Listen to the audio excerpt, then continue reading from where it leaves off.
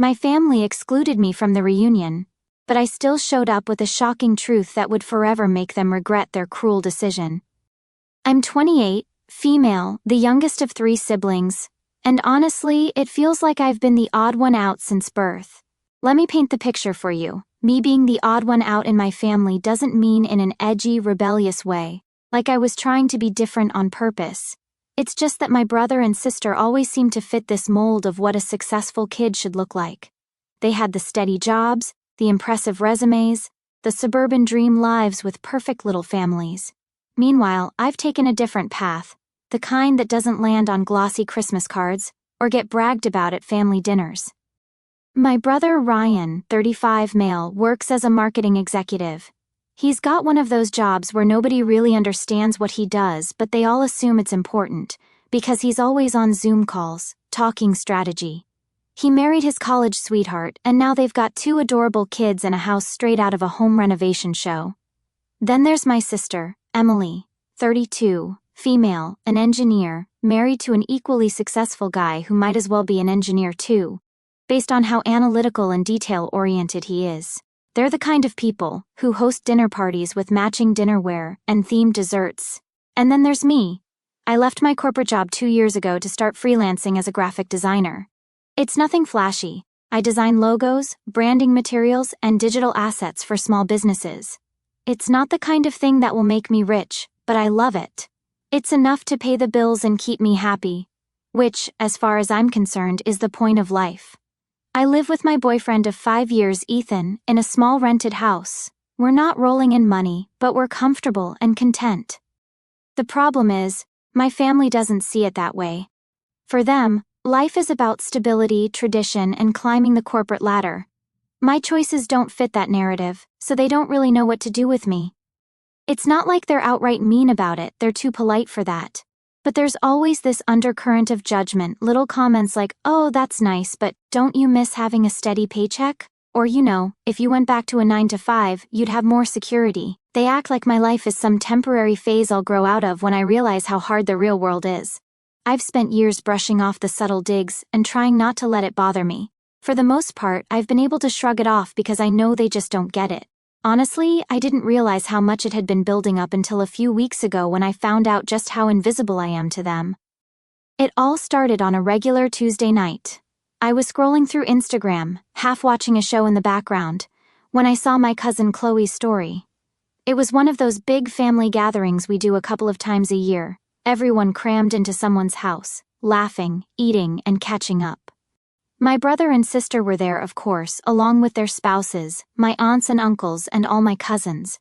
It looked like the kind of chaotic fun that makes you nostalgic even while it's happening. But something was missing, or rather someone, me. I wasn't tagged, I wasn't there. And as far as I could tell, I hadn't even been invited. At first I thought maybe I'd missed the memo. We have a family group chat that's always buzzing with plans and updates, so maybe the invite got buried in the endless stream of messages. I texted Ryan and Emily to check. Ryan usually responds right away, and Emily, while slower, never ignores me completely. But this time, nothing. Hours passed, and neither of them replied. That sinking feeling started creeping in. The one where you start to realize something isn't quite right but don't want to admit it yet. The next day, I decided to go straight to the source. I called my mom, Grace. I tried to keep it casual, asking how things were and whether there had been any family gatherings recently. There was a pause, a long one. Then she said, "Oh, you mean the reunion? We didn't think you'd want to come, sweetheart. You're always so busy with your little freelancing." Her tone was overly casual, but I could hear the clinking of dishes and muffled voices in the background, familiar sounds of my family's gatherings that usually stretched over a weekend. It felt like someone had flipped a switch in my brain. Busy? I wasn't too busy to spend time with my family, and even if I was, isn't that my decision to make? Why didn't they at least ask me? I pressed her on it, trying to understand why they'd assumed I wouldn't want to be there. Her tone shifted to something lighter, like she was trying to downplay the whole thing. "We just didn't want to bother you," she said. "Besides, you've missed a few events before, so we figured it was no big deal." The excuse was so flimsy. This wasn't about missing a random dinner or skipping a holiday because of work. This was a full-blown family reunion, something I would have moved mountains to be part of. but they didn't even think to include me. After that call, I sat in my kitchen for what felt like forever, replaying the conversation in my head. This wasn't the first time something like this had happened. There were plenty of holidays where plans seemed to revolve around Ryan and Emily's families, while I got tacked on as an afterthought. I'd always told myself it wasn't intentional, that it was just easier for them to focus on the ones with kids or more traditional lives. But now it was clear. This wasn't about convenience, it was deliberate. The more I thought about it, the more I started connecting dots. It wasn't like they forgot about me in the chaos of planning. No, this was intentional. They decided I didn't belong there, at least not enough to make an effort to include me. And honestly, that stung more than I wanted to admit. I tried to distract myself by throwing myself into work, but every time I scrolled through social media, I'd see another photo or video from the reunion. It was like a highlight reel of everything I'd missed, all because someone decided I wouldn't fit in. It wasn't just about the reunion anymore. This was about years of feeling like an afterthought, years of being left out. And for what? Because I didn't follow the same cookie-cutter path as Ryan and Emily? Because I chose happiness over a high-paying job I hated? It was frustrating because I wasn't looking for a medal or constant validation. I just wanted to be treated like I mattered. I vented to Ethan about it, hoping he'd tell me I was overreacting. Instead, he got angrier than I'd ever seen him. "This isn't okay," he said, pacing around the living room. "You deserve better than this." He even offered to call my mom himself, which made me laugh, partly because of how sweet it was and partly because I knew it wouldn't make a difference. My family had made up their minds about where I stood, and nothing was going to change that overnight. Still, Ethan's support made me feel something I hadn't felt in days, like I actually had a choice. He kept saying I should just show up. "If they didn't invite you, fine. But that doesn't mean you can't remind them you're part of this family," he said. It's tempting, I won't lie. The idea of walking in unannounced, making them confront me face to face, has a certain appeal. But then again, what if I just make things worse? What if it only confirms their assumptions about me? That I'm too sensitive or making it about myself? On the other hand, why should I let them erase me? A part of me feels like showing up isn't about revenge but about standing my ground, about saying, "I'm here and I'm not going to disappear quietly." And if I do decide to show up, I have a reason that feels bigger than the drama. Ethan and I got engaged a few weeks ago. We haven't told anyone yet because I've been waiting for the right moment to share it in person with my family. But now it feels like that right moment isn't going to come unless I make it happen. But here's the thing. What if showing up isn't the answer? I mean, if they want to exclude me, maybe I should let them. Maybe that's the only way to keep my sanity intact. The reunion is still going on for a few more days, so it's not like I've missed my chance to crash it. I still have time to decide, so now I'm stuck. Do I go and risk the awkwardness and tension just to claim my space? Or do I stay home and let them wonder why I didn't show up like they've forced me to wonder why I wasn't invited in the first place? Honestly, I don't know what to do. What would you do? After spending way too much time pacing around my kitchen and debating whether to crash the reunion or let it go, I finally decided I'm doing it. Call it bravery, call it stubbornness, but I'm not sitting this one out. If they didn't want me there, they'll have to deal with me showing up anyway. And honestly, it's not about causing a scene or proving a point. It's about reminding myself that I have every right to be there. I started planning my entrance like I was gearing up for a heist. I baked a batch of cookies, something simple but thoughtful, so it would look like I'd always intended to come. Ethan offered to come with me for backup, but I told him I needed to do this alone. If things went south, he'd be a phone call away. The drive to my parents' house felt longer than it actually was. I'd gone over the plan 100 times in my head. Walk in, act natural, hand over the cookies, and pretend like I had every reason to be there. Simple, right? But as I got closer, doubts started creeping in. What if they made a scene? What if they told me to leave? Worse, what if they didn't acknowledge me at all? When I finally pulled up, I could see them through the windows, milling around, chatting, and laughing like it was the event of the year. I grabbed the box of cookies from the passenger seat, took a deep breath, and started walking toward the house. As I stepped inside, the noise hit me like a wall. For a split second, no one noticed me. I stood there, taking it all in, until someone glanced over, and then another. Slowly, the chatter started to die down, and heads turned in my direction. My mom, Grace, was the first to approach me, her voice higher than usual. "Oh, you made it! What a surprise!" Her smile didn't quite reach her eyes, and she didn't hug me, just a quick pat on the arm before she stepped back. It was awkward, like she was trying to figure out what to do with me now that I was standing there, uninvited. "Yeah, I thought I'd stop by," I said, smiling, holding up the box of cookies. "Brought these for everyone." She took the box and murmured something about putting them on the dining table before quickly disappearing into the kitchen. I could feel the weight of everyone's stares as I stood there, trying to look like I belonged. Some people gave me polite nods, others avoided eye contact altogether. My brother Ryan was nowhere to be seen, but Emily was across the room, deep in conversation with an aunt. She glanced at me once, her expression unreadable, before turning back to her group. I made my way toward the dining area, where a table was overflowing with food. My box of cookies looked laughably out of place next to all of it. I set them down anyway and stood there for a moment, trying to figure out my next move. As I turned to leave the dining area, I overheard two aunts whispering near the hallway. "Did they not invite her on purpose?" one of them asked. The other shushed her quickly, but I'd already heard enough.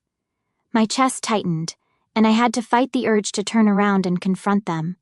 Instead, I pulled out my phone and pretended to check messages as I made my way toward the living room. A few younger cousins spotted me and came over to say hi. They asked about my freelance work, told me they'd seen some of my designs online, and even complimented the cookies. For a moment, it felt like maybe this wasn't going to be so bad. But then Ryan finally showed up. He saw me and froze for a split second before plastering on a polite smile. "Oh, hey," he said. "Didn't know you were coming." "Thought I'd surprise everyone," I replied, matching his tone. The atmosphere shifted again. About an hour in, Emily clapped her hands loudly, grabbing everyone's attention. "Hey everyone, I have some exciting news to share," she announced, her face lighting up. The room quieted as she told everyone she was pregnant with her second child. Cheers erupted, people clapped, and my mom looked like she might burst with joy. It was a full-on celebration, complete with toasts and hugs. And me? I stood there, invisible again. I watched as everyone fawned over Emily, offering congratulations and jokes about baby names. No one even glanced in my direction. My mom, who'd been glued to Emily's side, didn't so much as acknowledge me. It was like I wasn't even in the room. That's when something inside me snapped. I wasn't angry, at least not in the traditional sense. I was just done. Done being overlooked. Done being treated like I didn't matter. If they weren't going to include me, I'd force them to see me. So I did what any self-respecting forgotten family member would do. I grabbed a glass from the drinks table, clinked it loudly with a fork, and cleared my throat. The sound was loud, and the whole room froze. Mimicking Emily's announcement style, I said with a smile, "Since we were all sharing big news today, I've got something to share too." Their faces turned toward me, but instead of curiosity or excitement, most of them looked like they were wondering what the hell I was about to pull. But I didn't care. I held up my left hand, making sure my engagement ring caught the light. "I got engaged 2 weeks ago," I said, my voice steady despite the fire burning in my chest. Although, I guess no one here would have known since I wasn't even invited. That part hit like a bomb. For a moment no one said anything, and I could feel the weight of their stares. A few scattered claps eventually broke the silence, mostly from my younger cousins, who looked like they were genuinely happy for me. But the energy? It wasn't even in the same universe as the excitement Emily got for her big news. My mom's face tightened, and she forced out a thin smile that practically screamed damage control. "Oh, that's lovely," she said. "Why didn't you tell us sooner?" I met her gaze and replied, "I didn't think you'd care." Ryan, who'd been standing near the kitchen doorway, stepped forward, his expression hard. "This isn't about you," he said sharply. "You always have to make everything about yourself." Emily hissed. "You couldn't just let me have one moment?" Her eyes darted around as though I'd embarrassed her in front of the neighbors. And just like that, I realized they weren't mad about my announcement. They were mad that I dared to disrupt their picture-perfect narrative. It wasn't about my engagement or my absence at all. It was about control, about keeping me in my place. And in that moment, I knew I wasn't going to stay quiet anymore. I refused to back down. I ignored Emily and replied to my brother, "Really? Because I don't remember getting an invite to this little party, but you all seem just fine without me." Emily looked down at her drink, avoiding eye contact, while my mom's polite mask started to crack. Before she could say anything, though, one of my cousins, Chloe, spoke up. "She has every right to be upset," Chloe said, her voice firm. "If you didn't invite her, what did you expect?" Her words hung in the air, and for the first time, it felt like someone else understood. It wasn't much, but it was enough to crack the carefully constructed facade my family had been holding together. Still, I knew when my point had been made. I wasn't about to stick around and let them spin this into another round of "look how dramatic she is." Ryan wasn't done. "You can't just show up and hijack the night like this," he said, his voice rising. I stood there for a moment, letting their accusations and excuses bounce off me. Then I grabbed my coat. "You know what?" I said, my voice steady. "I thought tonight might be a turning point for us, but I see now I was wrong. Keep your perfect little bubble. I'm done trying to fit into it." I grabbed my coat and walked out without waiting for a response, slamming the door behind me. As I stepped out, it hit me. I'd finally done it. For the first time in years, I stood up for myself, unapologetically, and damn, it felt good. By the time I got to my car, my phone was buzzing. A message from Ryan popped up, "You being selfish as usual." I stared at the screen, feeling equal parts hurt and furious. Before I could overthink it, I typed, "And you're being predictable as usual," and hit send. It wasn't much, but it felt like the first step toward reclaiming my voice. As I drove home, I couldn't shake the thought, what happens next? Ethan and I had been engaged for weeks, but the idea of planning a wedding with them in the picture felt impossible. Who would I invite? My mom? Ryan? Emily? Did they even deserve to be there? Maybe it was time to stop waiting for them to treat me like family and start building the kind of family I actually wanted. When I got home, Ethan was waiting. He didn't bombard me with questions or push me to talk right away. He just hugged me, the kind of hug that feels like someone saying, "You're safe now." We sat on the couch and I told him everything. I expected him to be mad, but instead, he just listened. "You needed to do that," he said after I finished. "You've been holding this in for too long." He was right, but the thing is, standing up for myself in the moment had been the easy part. What came after was harder. The silence from my family was weird. No texts, no calls, nothing for days. I waited for someone, anyone, to reach out. But it was like I'd dropped off the face of the earth. At first I thought they were giving me space to cool off. Maybe they realized they'd messed up and were figuring out how to apologize. But as the days turned into a week, it became clear that wasn't the case. They weren't waiting to reach out. They were waiting for me to come crawling back. That's the thing about my family. They've always operated under this unspoken rule that nothing is ever their fault. If you're upset, it's on you to fix it. And for as long as I can remember, I've played along. But this time, I wasn't going to do it. I was tired of being the only one putting in the effort. Instead, I decided to focus on the people who actually cared about me. Ethan suggested we throw a small engagement celebration with friends and a few family members who had reached out after the reunion. I hesitated. It felt weird to celebrate something so personal without my parents and siblings there. But the more I thought about it, the more I realized they didn't deserve to be part of it, not if they couldn't even acknowledge my news. We planned a cozy little gathering in our backyard. Just a few close friends, Ethan's family, and a couple of my cousins, including Chloe, who had quietly supported me through the whole mess. They brought warm smiles, hugs, and genuine excitement. It was the first time in a long time that I felt celebrated for just being me. During the party, Chloe pulled me aside. She'd been at the reunion and had witnessed the whole thing. "I'm sorry for how everyone treated you," she said. "You didn't deserve that. And for what it's worth, I think what you said needed to be said. I'm grateful that someone gets it, even if it's just one person. So yeah, this is where I am right now. I know my parents aren't going to let this slide. That I didn't invite them to the party isn't something they'll take quietly." For the first time in years, I felt genuinely celebrated, surrounded by people who actually cared about me. It was small, it was simple, and it was full of love. everything my family gatherings never seemed to be. But of course, peace with my family was never going to last. A couple of days after the party, I got a text from Ryan. It was short and to the point, "We need to talk." I stared at the message for a while, debating whether to respond. Part of me wanted to hear him out, but another part of me wasn't ready to reopen that wound. Eventually I replied with, "What about?" His response came almost immediately, "You made a scene at the reunion. It wasn't fair to Mom or Emily." There it was, no acknowledgement of how they treated me, no apology for excluding me, just more deflection. I took a deep breath and typed out my reply. What wasn't fair was being excluded in the first place. If you want to talk, we can, but I'm not going to apologize for standing up for myself. He left me on read. A few hours later, my mom called. I picked up, already guessing what it was about. She started, "Why exactly weren't your father and I invited to your engagement party?" I almost laughed. "I didn't think you'd want to come," I said, throwing her line right back at her. "Don't you dare pull that," she shot back. "We're your parents. Of course we should have been there. Do you know how embarrassing it is to hear about it from your cousin?" "Embarrassing?" I snapped. "Like finding out about the reunion through Instagram? You didn't invite me to that, so excuse me if I don't think you're dying to celebrate me." "That was different," she said.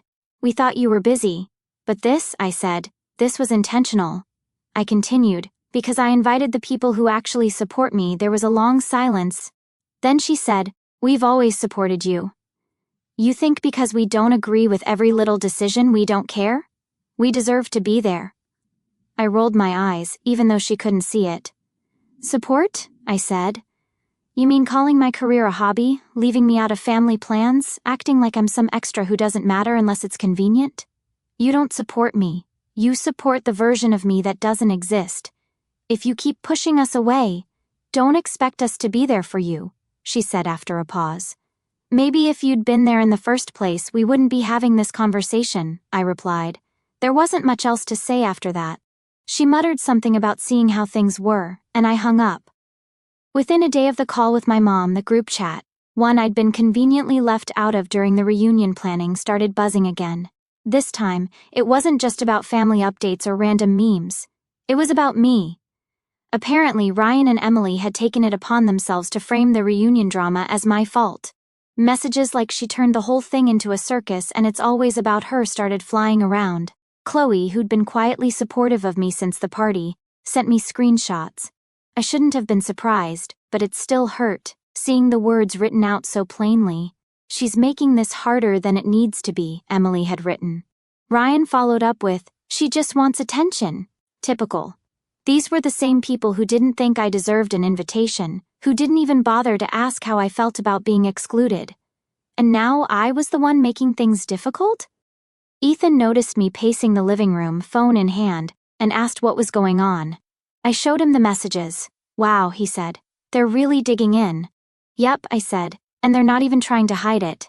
He asked, "What do you want to do about it?" I was sick of letting them rewrite the narrative to make me the villain. "I'm going to call them out," I said. "If they want to talk about me like this, they can say it to my face. Or, I guess, to the group chat." I opened the group chat and scrolled through the endless messages about me. This is what I typed. "Interesting how I'm the one being blamed for causing problems when I wasn't even invited to the reunion. But sure, let's pretend I'm the issue here. Maybe instead of talking about me behind my back, you could have just included me in the first place." Before hitting send, I attached Chloe's screenshots, just to make sure everyone saw the receipts. Then, with zero hesitation, I sent it and waited. It didn't take long for the chat to explode. Ryan was the first to respond, naturally. "This isn't how families solve problems," he wrote, as if he hadn't been trashing me 5 minutes earlier. Then came Emily. "What did you think sharing those screenshots would do? You're just making everything worse." I replied, "Oh, I don't know, Emily. Maybe I thought it would expose the hypocrisy of you all playing victim after cutting me out. Funny how that works, huh?" Ryan started typing again, probably another lecture about family loyalty, but I didn't stick around to read it. Instead, I opened my mom's contact, sent her a final message that simply read, "I hope this helps you understand why I'm done," and then blocked her. I went down the list. Ryan, Emily, even the group chat itself. One by one, I hit block, watching the connections disappear. When I was done, I tossed my phone onto the couch and let out a breath I didn't realize I'd been holding. "Feel better?" Ethan asked, leaning against the doorway. "Honestly, yeah," I said, sinking into the cushions. "They'll probably find another way to spin this, but at least I don't have to deal with it directly anymore." He walked over, sitting next to me. "You stood up for yourself. That's what matters. Let them deal with their own mess now." For the first time in days, I felt a little lighter. My family wasn't going to change overnight. Maybe not ever. But I wasn't going to keep shrinking myself to fit their mold. If standing up for myself meant losing some connections, so be it. At least now I could breathe. For now, Ethan and I are starting to talk about planning our wedding. We've been engaged for months now, but I keep avoiding the topic. Thinking about the details, especially the idea of involving my family, feels overwhelming. But now, after everything that's happened, I realize that I don't have to involve them. This day is ours, and we can plan it however we want, free from all the judgment and drama. We're planning to keep it small, just a few close friends, Ethan's family, and the handful of cousins who've supported me through everything. No big venue, no elaborate guest list, just a simple ceremony in the backyard of a friend's house, surrounded by people who genuinely care about us. It's not what I imagined as a kid, but it feels right. It feels real. As for my family, I decided not to invite them again. It's not an easy decision, but it's necessary. They've made it clear time and time again how little they value me, so why should I give them a front row seat to one of the most important days of my life? I'm not rewarding their behavior with access to my happiness. Of course, word is already starting to get around. My mom, predictably, found out through a cousin and called me in a panic. "So you're not inviting us, as you did before?" she asked, like she couldn't believe it. "Yes, I'm not," I said simply. "Why?" she demanded. "We're your family." "Because this day is about celebrating the people who've been there for me," I replied. "And right now, that's not you." She tried arguing, tried guilt-tripping me into changing my mind, but I held firm. "This isn't about punishing you," I told her. "It's about protecting myself. I need to do what's best for me." She didn't take it well. She called me ungrateful, accused me of tearing the family apart, and claimed I was turning my back on the people who love me. But for once, I didn't let her words stick. I'm not letting her rewrite the narrative again. It's strange thinking about a wedding without the people who raised me. I won't lie and say it doesn't hurt sometimes. But when I picture the day in my head, I feel more peace than sadness. I see myself standing with Ethan, surrounded by love and support, and I realize that's what family is supposed to feel like. It's not about obligation or blood. It's about who shows up for you when it matters. The more distance I put between myself and my parents, Ryan and Emily, the less their opinions seem to matter. My mom's guilt trips don't have the same sting anymore. Ryan's sarcastic jabs feel hollow, and Emily's passive-aggressive social media posts, I don't even bother looking at them. I've got better things to do with my time. That's not to say it's easy. There are moments when I think about the good times we shared, before everything got so complicated. I miss those fleeting versions of my family, the ones who made me laugh and made me feel like I belonged. But I've come to realize those moments don't define who they are now. The way they treat me today is what matters. And until they're willing to change, I can't keep pretending everything is fine. For now, I'm focusing on the future, on planning a wedding that feels right for us and building a life free from their negativity. If they come around someday, maybe we can try again. But until then, I'm choosing to protect my peace, even if it means letting go. So here I am, choosing myself. It's not always easy, but it's worth it because, at the end of the day, I've learned one thing. You don't have to settle for less than you deserve. Even if it means walking away from the people you thought would always be there.